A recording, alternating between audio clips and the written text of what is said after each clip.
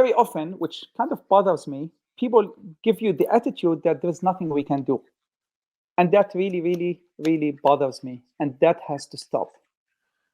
Because if each one of us has something to offer, and I'm not talking about the beyond basics. So for now, I think the three basic that everyone should be doing is making dua, making prayer for them, donation for any organization that you deem appropriate, and that's on you guys, everyone to do their homework to find it, and to do some kind of protest or some political activism to call your representative to do someone. So those three, those are the basic.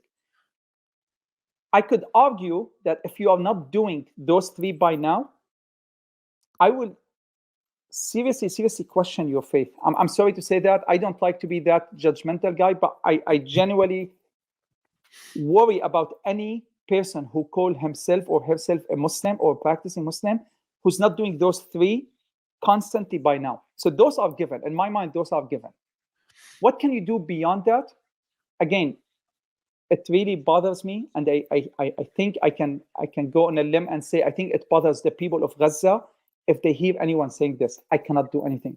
Yes, you can. And I'm talking beyond those three things. So each one of us can do something. So like we see now what's happening with the universities encampment. Most of those kids are not Muslims.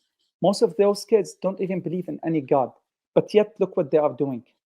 Are you telling me that you are less capable than those kids who are risking their career, risking their school, risking everything they have to do that, to stand for the people of Gaza? Are you telling me that you are less capable than those? And again, I'm not asking each one to go to the university encampment, but all I'm saying is each one of us can do something at his or her level. At my level right now, so beyond what I'm doing now, trying to support them financially and whatnot, something as simple as, so we have University of Michigan, which is about an hour away from us. They have a beautiful encampment there.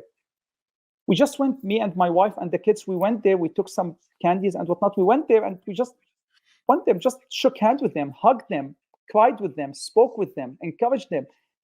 We spent 2-3 hours just talking with them. And honestly, it meant the world to them. So you cannot tell me that there's nothing you can do at some level.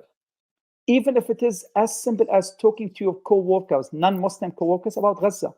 If each one of us, we Muslims here, we are like, we keep saying we are only 1% or 2%. Well, regardless, even if we are 1%, if we are 1 million Muslim in America, if each Muslim talked to 5 of his or her non-Muslims, co-workers or classmates every day, each day pick up 5 people and just, even if they hate you, even if they disagree with you, just sit down with them and say, hey, listen, we need to talk about Gaza. We need to talk about what's going on there.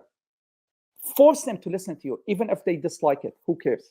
Because the people of Gaza are suffering. So the least you can do is make inconvenient conversation for you. So if we all do that, and each day we pick up 5 different non-Muslim people or people who are not sympathizing with Gaza and talk with them, I think we can make a difference. So I think that's my message. And that's why I'm agreeing to talk to anyone like yourself or anyone. I cannot stand the concept of mutalab id nashi. There's nothing we can do. Yes, you could. There is something each one of us can do beyond the basic 3, which is dua, donations, some kind of political activism.